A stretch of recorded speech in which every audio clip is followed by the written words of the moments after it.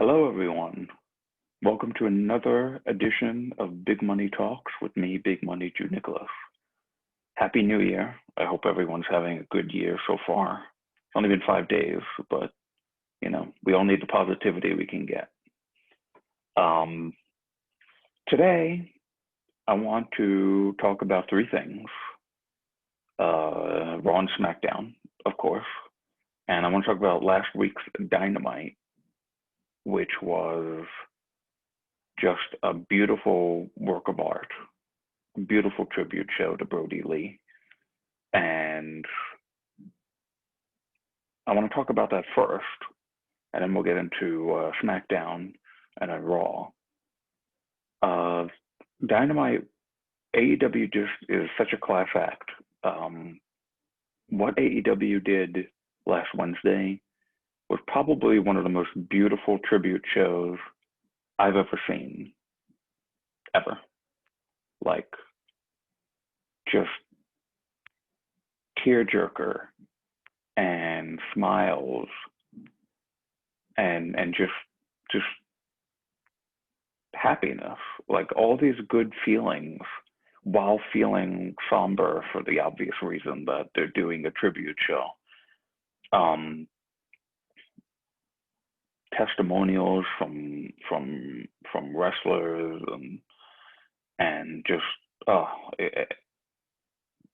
from start to finish, Dynamite last week was just a work of art. It really was. It was a beautiful, beautiful show, and I thank AEW for that. It was, I think, cathartic in a way for that past couple of days leading up to last Wednesday of just total sadness and somber and negativity, and I'm really, really thankful that they put off their special shows that they were doing, that they're going to be doing tomorrow, and then their New Year's shows. And they did that special tribute show. It was just beautiful. It was really beautiful. That whole show was beautiful from top to bottom. Colt Cabana coming out in tears and then winning, and every member of the Dark Order winning each match and getting the pin for each match. And I mean, the two biggest moments really were Hangman Adam Page and John Silver and Alex Reynolds with versus Santana and Ortiz and MJF, and that match is going to be talked about for years. Like, MJF is such a jerk. He's such a jerk, even in this time, and they got -1 Brodie Lee Jr. out there on ringside, and he's flipping him off. He's flipping off this kid who just lost his father. And then he goes down there and rips the mask off of -1. And Brodie Jr. just clocks him in the head with a kendo stick.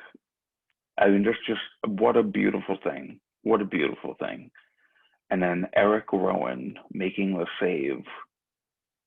Oh my God, the tears, the waterworks were just nonstop. And seeing him in the ring at the end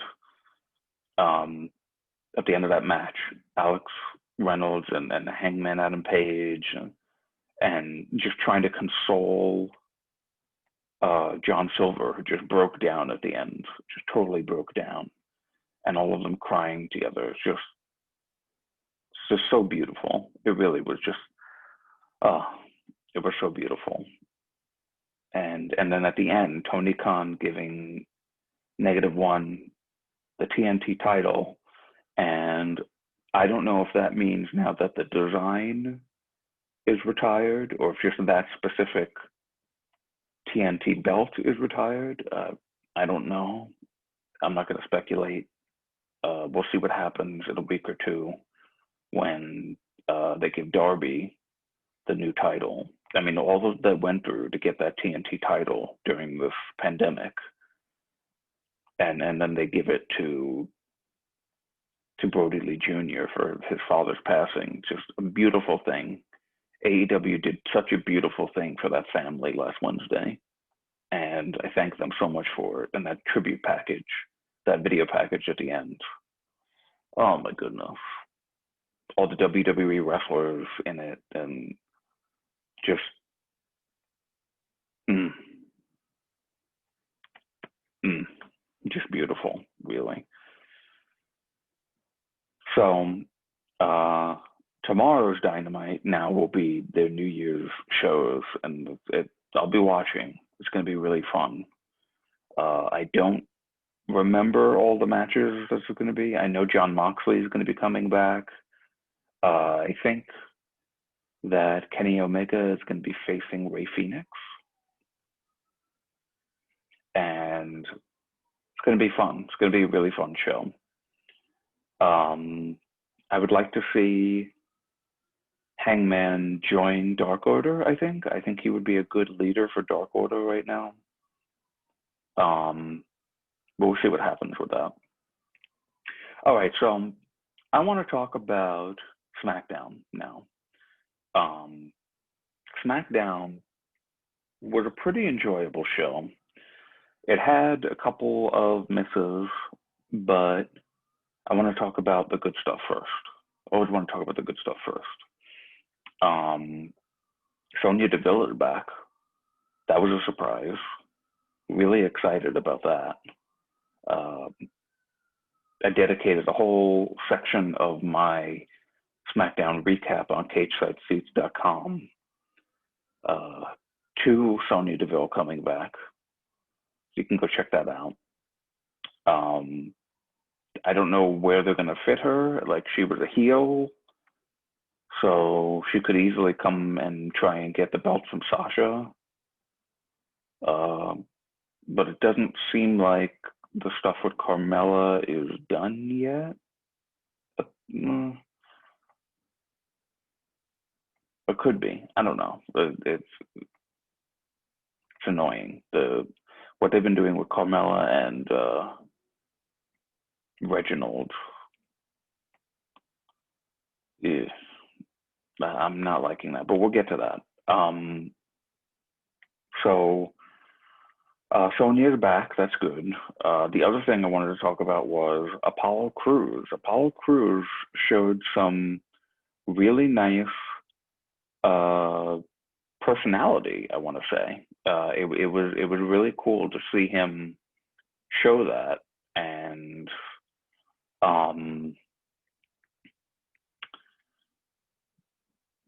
like, oh yeah, by the way, I helped you get that title the week before, so I deserve a title match. Hey, I mean, it was an open challenge, so anybody could answer it, and Apollo decided to answer it immediately and had a little bit of extra personality. So I like that. That was, we hadn't really seen that since he was the U.S. champion on Raw. So more of that type of Apollo, please. I enjoyed that a lot. The other thing I want to talk about, Billie Kay. Billie Kay is one of the best things going in WWE right now. She's hilarious. Her comedic timing is spot on. I mean, there's nothing, when she's on TV, there's nothing that I don't enjoy of hers. It's so funny. She was on both teams. She came out with Natalya and Tamina, and then halfway through the match, she's like, "Oh, Natalya and Tamina, they're not doing that good. I'm gonna go to the Riot Squad side. I'm gonna cheer for the Riot Squad now," and then go back and forth like that. And then when the Riot Squad won, she goes up with them and cheers with them. That's funny. That's funny stuff. I'm excited to see what they do with her this Friday coming up. That's good stuff right there. I like stuff like that. More of that. And the last thing I wanted to talk about on SmackDown on the hits was they see like for some people it's not a hit, for some people it's a miss, but for me right now it's a hit. I'm liking what they're doing with Owens and Reigns. Um, they've made Jey Uso just a complete bastard. So I just want to see him get pummeled at some point, like really badly pummeled, not just like losing a match, but just like what Owens has kind of been doing. Um, but Jey Uso always gets back at him, and Roman, Roman is just not done with KO yet, and I'm okay with that. KO is always down and then he gets back up. Some people aren't liking that, but I don't mind personally. I like the resiliency that it shows in Kevin Owens, and that's like that type of stone cold Steve Austin type babyface that's been missing for a little while. Um, so I like I said, I don't mind what they've been doing, and judging from you know that beatdown by Jay and Roman on KL last week, how do you just let it end? You got to keep that going, and it took like that 15, 20-foot drop off of the Thunderdome stage through those tables, and WWE, of course, announced the injuries and stuff, and that means that when we see Kevin the next time, everyone would be like, "Wow, that's a really badass dude," and he is to me. I've always loved Kevin Owens. I really have. He's so great as a heel, and especially now as a babyface. I didn't really realize that he could be this really awesome babyface, and I'm loving it. I really am. So, all right, let's talk about a couple of misses that SmackDown had, and one of them I mentioned already. That was the Baymella versus Sasha and Bianca match. I'm getting tired of this Reginald Carmella stuff because it just completely shows the the lack of common sense that WWE referees have. It's Reginald has been out there for a month now, interfering in matches, getting in the ring even in front of the ref, and they don't DQ. They don't DQ him, or they don't DQ, the team, or just Carmella in general. And I don't get it. I don't get it. And I mean, look, props to Reginald. He's got some cool acrobatic moves, and really can move really well. I mean, that was impressive. But like what, it just doesn't make sense. It's week after week they're doing the same thing, and the referees aren't like, "Hey, Reginald, get out of here. You interfere a lot." I just don't get it. That's a blatant outside interference, and it doesn't get DQ'd, and it's been going on for a while now. It's annoying. It really is. Um, and then at the same time, not only is that annoying, but then Bianca Belair has been losing. She's on kind of like a losing streak. Why? Why is Bianca Belair on a losing streak, WWE? She's phenomenal. She should be, built on a star level like Sasha Banks is and Becky is. She's an amazing talent. You're ruining that. Please book her better. And then the other thing the other negative thing that I want to talk about is the Street Profits. Like, funny, Bianca Belair and the Street Profits. I mean, that promo that they had on Friday was just awful. They are not good with these heavily scripted promos. They're really not good with that. And I just wish that they would stop doing that to them because they're so charismatic and so good. I've seen them live. I've heard them talk unscripted at Evolve shows. They're good. They're really good, and you're just not doing right by them. You're really not. Please do better.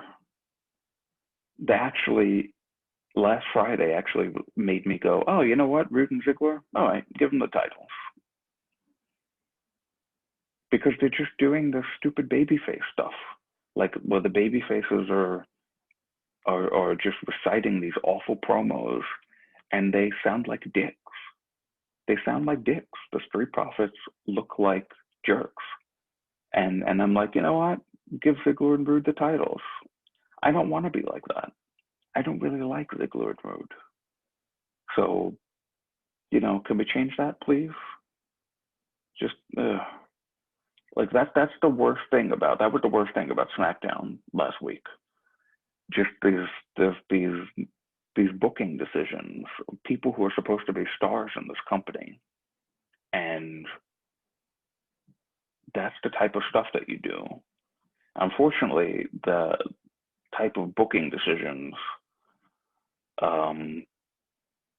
they carried over into Raw last night. I want to talk about the good stuff on Raw first. Cedric Alexander is now, his ego getting a little bit larger, and now he's starting to cause some dissension within the group, within the Hurt Business, and that's really cool because it's giving Cedric that personality that he needed, like Apollo needed, and I'm happy about that. So they may lose the tag team titles quickly because if Shelton and Cedric aren't able to get on the same page, we'll see what happens. So I'm really excited to see what goes on there. Another person in the Hurt Business, Bobby Lashley, had a good match with Matt Riddle, and Riddle's really good at selling, and I really appreciated his urgency to get the pin.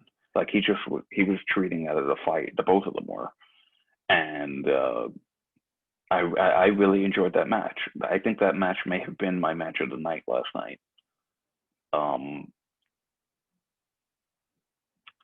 The other thing that I wanted to talk about was that moment with Omos, who apparently now called Amos, something like that. I don't know why they randomly decided to change the pronunciation of his name.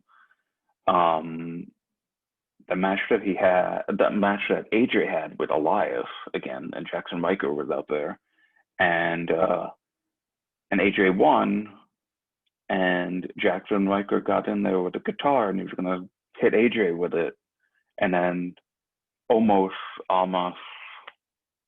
whatever, just kicked that guitar right out of his hand. That was a cool moment. That was one of the coolest moments of the show. I like seeing that. I like seeing Amos getting the upper hand there for obvious reasons.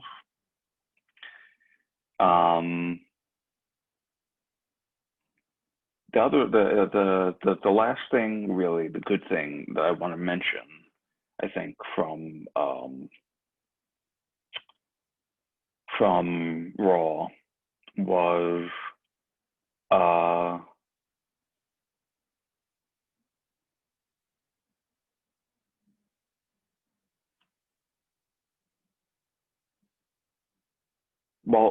I'm sorry. The other thing about the Hurt Business losing with Cedric, getting the ego, was that it gave Lucha House Party a surprising win that I wasn't expecting. It just came out of nowhere. as that thought did. That thought took a second to like come out. Yeah, I really wanted to mention that quickly. Lucha House Party have been all over the place, and they've been winning matches. I hope that something comes of that. I don't think it's going to, but we'll see. We'll see what happens with that. And then the last thing I want to mention, Keith Lee's, what was the moment of the night for me, actually. The guitar kicking was the second, but the number one moment of the night was Keith Lee's Spanish Fly. Wow. Wow, that guy is agile. And he does not move like typical big men do. It's a sight to behold. It really is. That was an unbelievable moment, and it looked a little scary because it looked like he may have like hit his head right on the mat, almost like Brock Lesnar style. But he was okay. He did the rest of the match, and I haven't heard anything about him being like legitimately injured, so I'm really happy about that. But the last thing we're going to talk about is the thing that happened after that match. There were a couple of crappy things that happened on SmackDown and on Raw, I'm sorry. And one of them was the opening segment. We were supposed to find out what happened to Alexa Bliss last week. They ended Raw with this cliffhanger. Did Randy Orton burn Alexa Bliss alive like he did to The Fiend? And instead of, opening with that cliffhanger, solving that for us, we saw Hulk Hogan phone called the H phone, and then a terrible promo from Miz and Morrison, and the New Day came out for Miz TV, and by the way, this guy Xavier and Kofi right here. I see what you're doing. I heard New Day Talks is a new thing going on. New Day Talks. I wonder where you got that idea from. New Day Talks. Anyway, I know they didn't get that idea from me. I'm just kidding. They do a show called Raw Talks. So obviously New Day Talks. I do Big Money Talks. Whatever.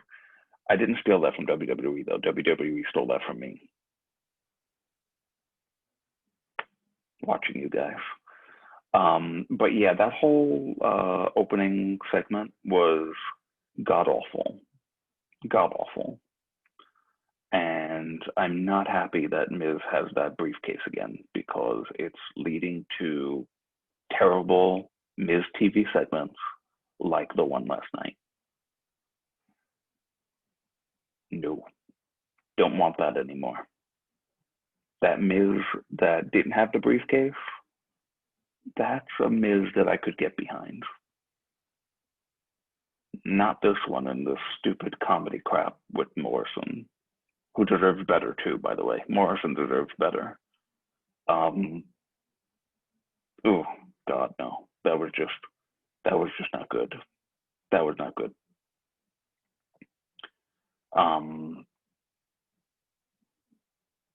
And then so because they decided then to have Randy come out after their match together, New Day and Miz and Morrison, and then just say, "Oh no, I didn't burn her." What?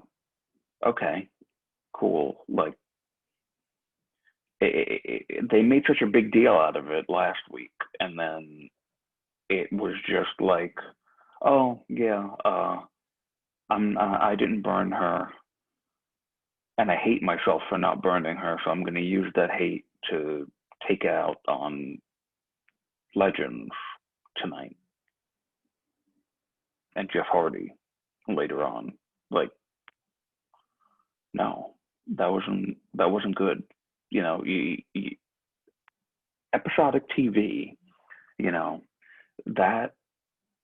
You look at like a show like The Walking Dead, or you look at soap operas, or anything that's like episodic television that they want you to come back and find out what happened to something.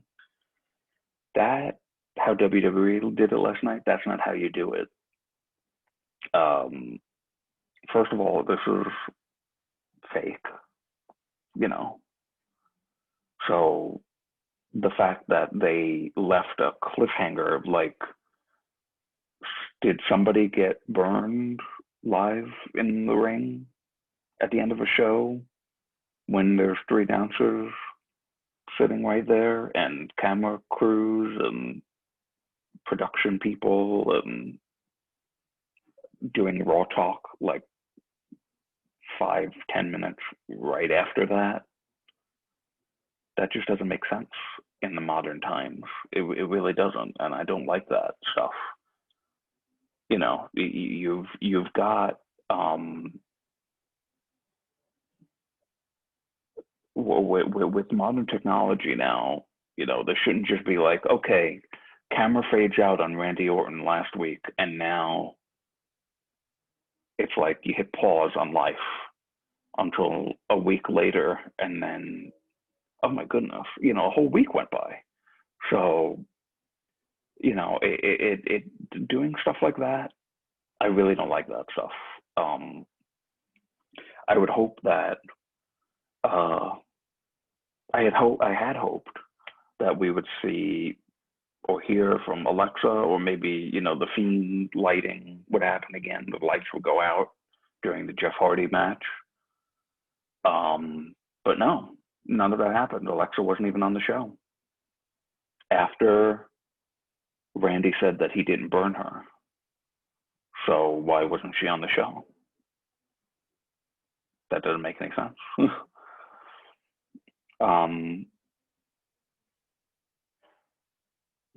All right, so let's get to the main thing of this show. The main myth. Keith Lee lost the match. It was a good match. I don't know what they're going to do with him now. Maybe they'll put him in a feud with Sheamus or something.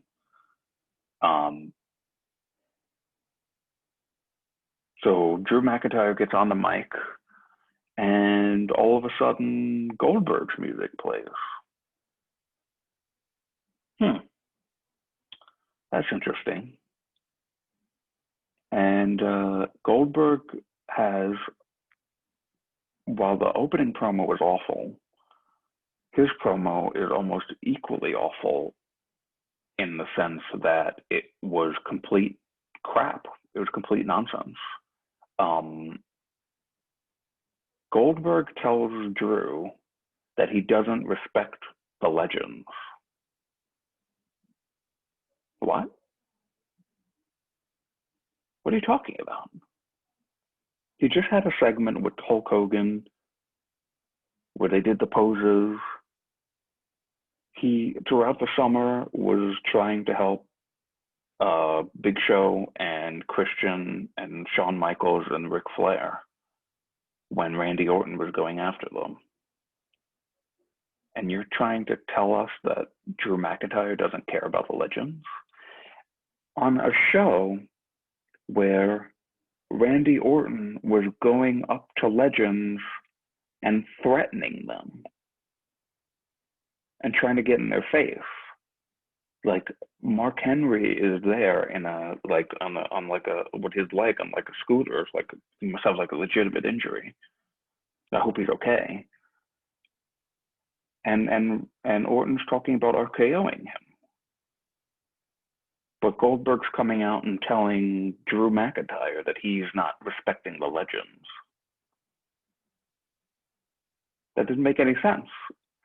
So now he's challenging Drew for the title at the Royal Rumble. Okay. Silver lining, potentially, hopefully silver lining. So, all right. So, and I mean, of course, WWE could change this, but all right. So Goldberg's deal is for 2 matches a year. I think for the next 2 years, his contract is for. So good news then, potentially, if they don't change this. He's in the match with Drew McIntyre at the Royal Rumble. So that means he won't be in the Royal Rumble. So he won't win the Royal Rumble and choose Roman Reigns. So that's good. That's a silver lining, which leads to then potentially who it looks like they've been building the Royal Rumble win on SmackDown, Daniel Bryan. So Daniel Bryan may actually be winning the Royal Rumble to go and face Roman Reigns at WrestleMania. I can get behind that. Absolutely. I hope that they do that. Because like I've seen these theories out there that like either Goldberg would lose the match at the Royal Rumble and then go into the Royal Rumble match and win that and go to WrestleMania to face Roman. Oof, that is awful. That's an awful idea. Please no. But I don't think that that's going to happen. I think what actually is going to end up happening is Goldberg is going to lose at at the Royal Rumble, and then Miz is going to cash in, like I thought Miz was going to do before they trotted out Goldberg last night on Raw. I was the whole night I was ready for Keith Lee to lose, Drew to win, either Keith Lee to turn heel on him, or Sheamus to get involved somehow, or some sort of a screwy thing at the end. And then Miz comes down, cashes in, wins the title. That was exactly what I thought was going to happen last night. So when Goldberg came out instead, I just went, oh, okay. So he's challenging for the Royal Rumble. Now that means that Miz will cash in at the Royal Rumble, and the Mania match will be most likely Drew McIntyre and The Miz, unless they do something at like the Elimination Chamber. I don't know, but I'm saying that now. That's definitely what's going to end up happening. Miz is cashing into the Royal Rumble, and he's going to win the title. And I'm not happy about it because now I have to continue to hear these terrible Miz TV segments up until the Royal Rumble. Because this briefcase is just terrible on Miz. It's terrible on Miz, and it's making him terrible. So hopefully, you know, you just got to wait until the Royal Rumble's done, and then he cashes in at the Royal Rumble, and he's the champion. Woohoo! Probably will start dissension with Morrison, so this way Morrison can finally split with him and split from him, and we'll see what happens there. So that's going to be it for Big Money Talks this week.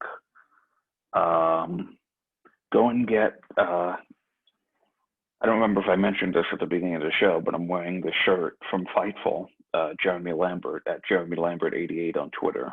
Go follow him. Really awesome guy. He is the point guard, and this is his face. This adorable face. Look at him. He is the point guard, and you can go to Fightful.com and get this shirt and there's many other shirts. They're really soft. This is very comfortable. I tweeted this before I started recording. It's like one of the most comfortable shirts I have right now. So I'll be wearing it a lot. So thank you, Fightful, for that. And thank you for coming here and viewing this episode this week. subscribe, hit the like button for me, all that good stuff.